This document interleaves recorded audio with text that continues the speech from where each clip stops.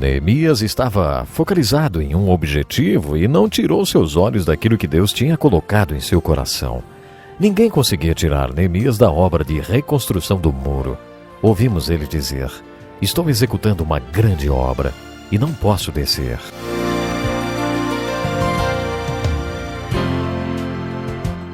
Talvez você tenha feito constantemente estas perguntas. Onde posso encontrar refúgio num mundo cheio de conflitos? Ou, como e onde posso encontrar força para vencer nesse mundo que oferece tantas derrotas? Acompanhe agora com o pastor Edson Bruno mais um programa Encontro com a Palavra.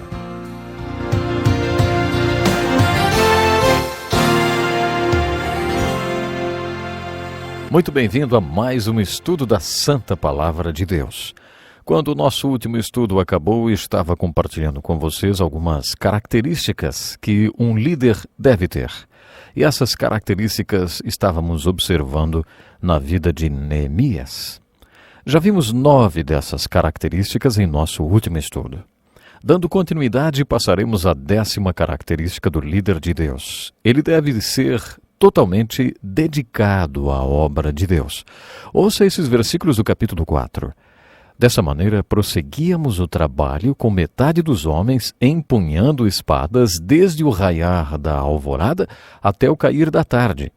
Naquela ocasião, eu também disse ao povo: "Cada um de vocês e o seu ajudante devem ficar à noite em Jerusalém para que possam servir de guarda à noite e trabalhar durante o dia. Eu, os meus irmãos, os meus homens de confiança e os guardas que estavam comigo, nem tirávamos a roupa, e cada um permanecia de arma na mão." Essa acaba sendo uma ilustração muito perfeita do que significa dedicação. Observe que Neemias diz "nós" quando descreve essa definição de dedicação, vamos dizer assim. Ele estava fazendo tudo o que aquele povo dedicado também fazia. Neemias foi um líder muito dedicado à obra de Deus. A 11ª característica é: o líder de Deus é uma pessoa com visão objetiva. A visão objetiva pode ser uma característica negativa ou positiva. Adolf Hitler tinha uma visão objetiva. Hitler tinha seus objetivos bem focalizados. Ele ignorou tudo que seus generais e conselheiros tentaram lhe dizer.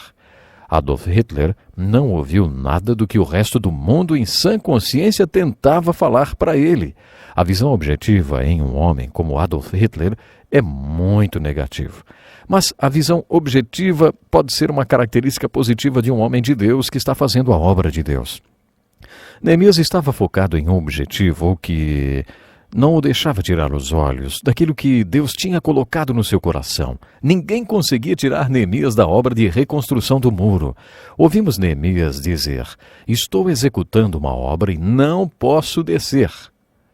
Por que parar a obra para ir encontrar-me com vocês? Muitas pessoas tentaram de todas as formas enganá-lo e fazê-lo descer do muro, mas não conseguiram desviá-lo do seu objetivo. Ele tinha o seu objetivo bem focado e ignorava o que aquela gente dizia. O que aqueles frágeis judeus estão fazendo? Será que vão restaurar o seu muro? A vida de Neemias ilustra positivamente a visão objetiva. Nunca vou me esquecer da primeira vez que ouvi sobre visão objetiva. Há muitos anos ouvi o vice-presidente de um grande estaleiro falar para um grupo de executivos. Ele foi convidado a dar uma palestra para homens de negócios sobre como conseguia contratos tão grandes para construir navios quando as outras construtoras navais não chegavam nem perto daquilo que sua empresa oferecia. Seu estaleiro tinha acabado de fechar um contrato para construir um imenso navio, um imenso cargueiro, ou seja, 38 milhões mais barato do que a menor proposta concorrente na licitação. Aqueles executivos queriam saber o segredo daquele grande sucesso. O palestrante disse: "Visão objetiva." Temos que ter uma visão objetiva. Temos que ignorar quando os outros dizem: "Não dá para fazer desse jeito." Determinação. Esse é um conceito encontrado na Bíblia muito importante. Esse conceito é muito importante em qualquer área. Ouça essa ilustração engraçada sobre determinação. Um agente de seguros amigo meu me disse que um homem deu entrada com um pedido de indenização com uma lista enorme de lesões inimagináveis. A ação indenizatória era por lesões corporais e de um valor muito alto. No formulário, no campo onde dizia causa do acidente, o homem escreveu falta de consciência. O agente escreveu de volta para ele e perguntou: "O senhor pode me dar maiores informações sobre esse negócio de falta de consciência?" O homem escreveu respondendo: "Eu trabalhava como pedreiro. No dia do acidente eu estava trabalhando sozinho no telhado de um prédio de 6 andares. Quando acabei meu serviço, descobri que tinha sobrado um lote de tijolos. Para não ter que carregá-los para baixo à mão, decidi usar a talha no andaime que já estava instalado na lateral do prédio e estacionado no último andar. Depois de amarrar a corda no chão, fui até o topo do prédio outra vez, subi a caçamba e a carreguei com os tijolos. Depois desci novamente para o térreo e soltei a corda, segurando-a com firmeza para que a caçamba com os tijolos descesse bem lentamente. Conforme escrevi no campo 11 do relatório do acidente, meu peso era de 71 quilos. Eu não imaginei que eu pudesse ser puxado para cima tão rápido e na hora não tive a presença de espírito necessária e não soltei a corda. Nem preciso dizer o que aconteceu. Comecei a subir rapidamente para o topo do prédio. Quando estava próximo do 3º andar, passei pela caçamba que estava descendo rapidamente. Isso explica as fraturas do crânio e a clavícula, mas a subida continuou ainda e muito rápida e só parou quando metade dos dedos da minha mão esquerda entraram na roldana. Isso explica as dilacerações da minha mão. Felizmente, a essa altura, eu recuperei minha presença de espírito e continuei segurando fortemente na corda, apesar da dor. Mas quase que simultaneamente, a caçamba com os tijolos atingiu o chão e o fundo dela se desprendeu. Sem o peso dos tijolos, a caçamba agora estava aproximadamente pesando 20 quilos. Como você pode imaginar, comecei a descer rapidamente pela lateral do edifício. Quando me aproximava do 3º andar, passei pela caçamba que vinha subindo rapidamente. Isso explica a fratura dos 2 tornozelos, os ferimentos nas minhas pernas e quadril. Esse segundo choque com a caçamba desacelerou a descida, o que impediu que lesões maiores acontecessem quando eu caí sobre a pilha de tijolos. Felizmente quebrei apenas 3 costelas. Lamento informar, entretanto, que quando caí sobre os tijolos, fiquei paralisado pela tamanha dor, impossibilitado de levantar. Apenas pude olhar aquela caçamba vazia, numa altura de 6 andares. De novo, não tive presença de espírito, perdi a consciência e soltei a corda. Essa é uma boa ilustração do que chamamos de determinação. Hoje ouvimos muito falar sobre determinação. Neemias nos mostra que a visão objetiva ou a determinação é uma das características de um grande líder. Neemias nunca perdeu a sua presença de espírito. Neemias jamais soltou a corda. A 12ª característica ilustrada por Neemias é: o líder de Deus é uma pessoa com fortes convicções. Observe como Neemias tem um sentimento forte em relação à obra de Deus. No capítulo 5, Neemias percebe que tem alguma coisa errada, que algumas pessoas estão roubando outras com cobrança de juros. Neemias os força a entrar em acordo para que não cobrem juros dos seus companheiros judeus. Você se lembra como Neemias tratou aqueles pais que tinham permitido que seus filhos casassem com pessoas de outros povos? Neemias os amaldiçoou, bateu neles, os derrubou no chão e puxou seus cabelos. Ele faria a mesma coisa com esses judeus espertinhos. Quando você observa a maneira como Neemias lidava com essa gente difícil, percebe que ele era um homem de fortes convicções. A 13ª característica do líder que Deus usa é: ele é uma pessoa muito confiante. Neemias sabia que estava fazendo uma grande obra. Ele tinha certeza que Deus o havia chamado para fazer aquele trabalho. Isso fez de Neemias um homem muito confiante. A 14ª característica do líder de Deus é: o líder que Deus usa é uma pessoa de coragem destemida. A coragem é uma característica importante no perfil do líder que Deus usa. A 15ª característica do líder que Deus usa é a perseverança. Em Romanos capítulo 5, o apóstolo Paulo descreve um processo no qual Deus usa o sofrimento para preparar o líder para a sua obra. Como parte do processo, Deus usou o sofrimento para produzir o tipo de perseverança que não permitirá que o líder desista.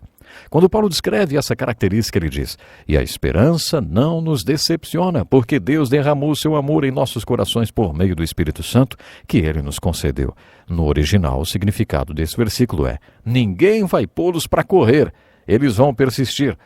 Se você visitasse missionários espalhados pelo mundo, essas pessoas que são importantes veículos através dos quais Deus faz sua obra, constataria que a perseverança é uma característica vital para eles.